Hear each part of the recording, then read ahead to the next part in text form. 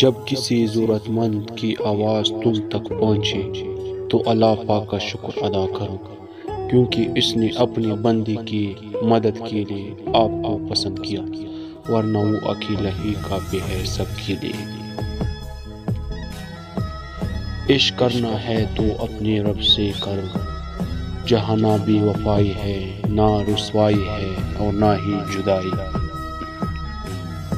کسی مکمل شخص کی تلاش میں زندگی سفر کرنے سے بہتر ہے کہ کسی ادھورے انسان کو اپنے پیار سے مکمل کر دو۔ خوشیوں کا تعلق آپ کے حالات سے نہیں، آپ کے فیصلوں سے ہے۔ اللہ ناراض ہو تو روٹی نہیں چھینتا، بلکہ سجدے کی توفیق چھین لیتا ہے۔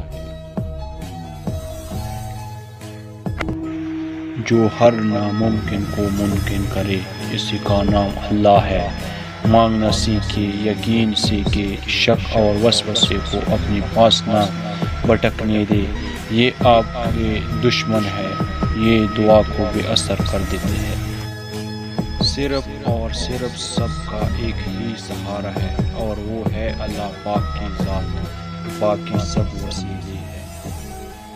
تکلیف میں صبر سے کام لو، کیونکہ سونے کو آگ سے آزمایا جاتا ہے اور مومن کو تکلیف سے۔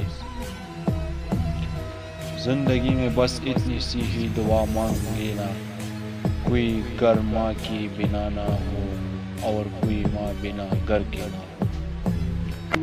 چلتے ہوئے ماضی کا سامنا ہو جائے تو رونا مت، بلکہ مسکرا کر آگے بڑھے جانا کامیابی کا یہی راز ہے۔